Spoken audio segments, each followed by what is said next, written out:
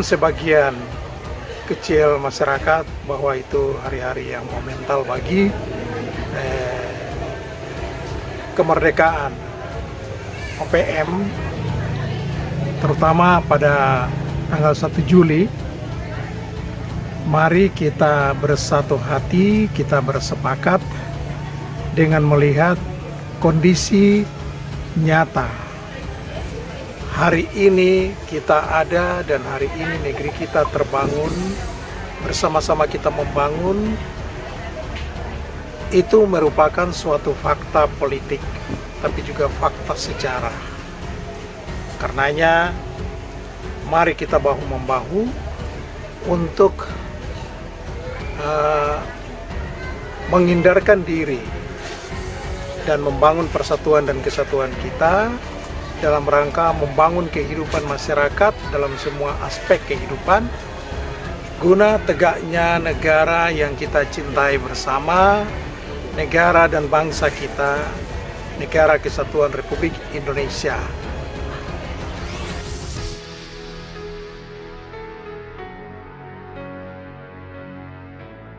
Mengharapkan peristiwa yang terjadi di Unduga, kami harapkan supaya peristiwa itu jangan terjadi buat saudara-saudara kita yang ada di sini, dan juga kepada seluruh warga masyarakat Papua yang ada, supaya Anda jangan dipolitisir, Anda jangan ditunggangi oleh sebuah kepentingan yang tidak sehat. Lalu mungkin saya cerita secara gambaran umum. Silakan nanti pemerintah bisa mengkaji itu kepada tokoh-tokoh lainnya, bahwa itu waktu Belanda terjadilah dualisme itu dan transisi pemerintahan. Saat itu tercetus politik itu, dan politik itu lahir diambil tokoh-tokoh dari sini, dipercayakan kepada Bapak Nicholas Yowe, akhirnya menciptakan politik, ideologi, bendera dan lain sebagainya. Akhirnya situasi itu diangkat menjadi suatu wacana di Papua, di mana semua orang demam politik dan mereka mulai mengakui bahwa politik itu adalah milik orang Papua.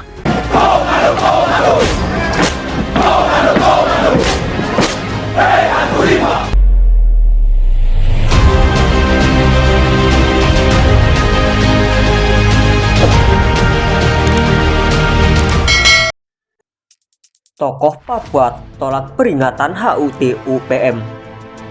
Para tokoh Papua menolak peringatan hari ulang tahun UPM, Organisasi Papua Merdeka, tanggal 1 Desember 2022. Mereka tidak mau merayakan karena organisasi ini jelas memberontak dan terlarang.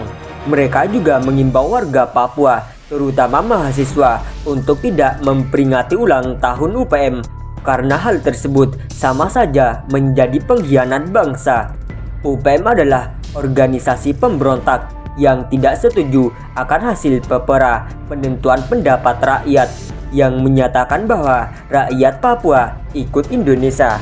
Padahal pepera sudah terjadi lebih dari 30 tahun lalu dan hasilnya juga dianggap sah oleh pengadilan internasional. UPM tidak terima dan ingin memerdekakan diri walaupun Papua adalah bekas jajahan Belanda dan otomatis masuk wilayah Indonesia. Selama ini UPM dan kelompok kriminal bersenjata memberontak secara gerilya dan baru akan gunung.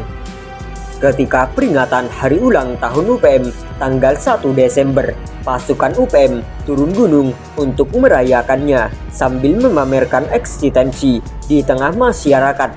Jelang tanggal ini, pengamanan di seluruh wilayah Papua makin diperketat agar tidak ada penyerangan oleh UPM, terutama di wilayah rawan seperti Jayapura dan Manokwari. Dri A. Sipora Nelsi Moldau, MM, Ketua Badan Kerjasama Organisasi Wanita, menyatakan bahwa pendukung UPM didominasi oleh kelompok-kelompok yang belum puas. Katanya, 1 Desember itu hari merdeka. Merdeka mereka inginkan adalah merdeka yang mungkin hanya angan-angan saja. Mama Siap begitu gencar menyuarakan penolakan HUT UPM karena ia sangat nasionalis dan seorang putri dari veteran. Ayahnya bernama Poreu Abner Ohe, pelaku sejarah Kongres Pemuda tahun 1928. Dalam artian, sejak tahun 1928, warga Papua ingin bergabung dengan Indonesia. Oleh karena itu datang ke Kongres Pemuda yang menyuarakan Sumpah Pemuda. Namun fakta ini tidak diakui oleh UPM. Mereka menolak sejarah dan tidak percaya akan kehadiran Jong Papua di Kongres Pemuda. UPM terus menyuarakan pendapat bahwa Papua harus dimerdekakan dari Indonesia dan 1 Desember adalah hari ulang tahun mereka sekaligus hari kemerdekaan yang ditunggu-tunggu, padahal selama ini Papua tidak pernah dijajah oleh Indonesia.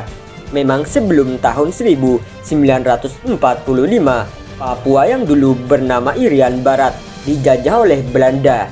Namun sejak proklamasi, otomatis Indonesia merdeka termasuk Papua. Bagaimana bisa UPM mengira bahwa Papua dijajah oleh Indonesia? Padahal pemerintah sudah memberikan begitu banyak dana dan fasilitas untuk rakyat di bumi cendrawasih.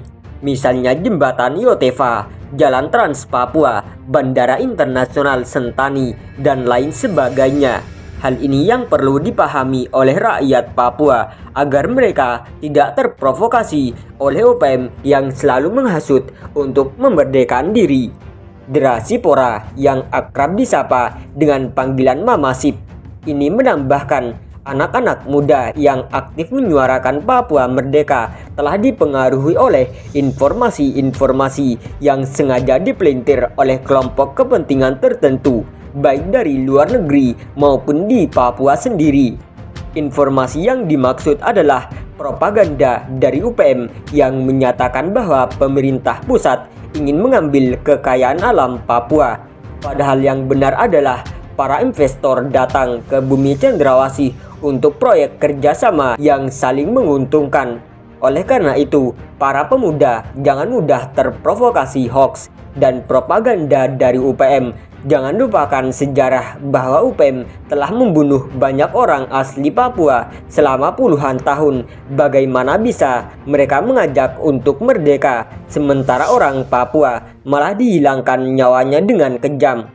Sementara itu, tokoh agama Papua, Pendeta Albert Yoku, menyatakan bahwa para mahasiswa Papua yang sedang menjalani studi jangan terlibat unjuk rasa saat 1 Desember. Mahasiswa sedang menempuh pendidikan dan membangun masa depan. Dengan bekal ilmu, maka bisa bekerja atau meniti karir politik. Pendeta Albert melanjutkan, para mahasiswa seharusnya belajar dengan rajin karena kampung menunggunya. Raihlah ilmu dengan baik dan jadikan hal ini sebagai motivasi positif. Jangan malah terlibat aksi-aksi seperti demo pro UPM. Dalam artian, para mahasiswa yang rata-rata kuliah di luar Papua diharap untuk fokus pada studi dan belajar dengan tekun. Jangan ikut-ikutan demo pro UPM dan meneriakkan Papua merdeka. Unjuk rasa bukanlah aksi untuk tampil keren dan mereka beresiko dibubarkan hingga dipidana karena demo tersebut tidak berizin. Para mahasiswa tidak belajar sejarah dan tidak memahami bahwa UPM adalah kelompok pemberontak. Mereka seharusnya memahami sejarah berdirinya UPM lalu menjauhi karena bersikap nasionalis.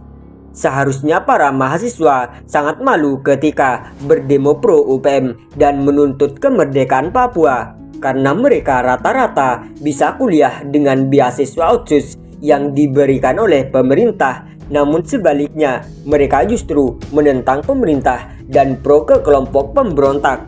Hal ini sungguh suatu sikap yang memalukan. Para tokoh Papua menentang keras peringatan ulang tahun UPM tanggal 1 Desember. Mereka anti UPM karena paham bahwa ia adalah kelompok pemberontak dan terlarang.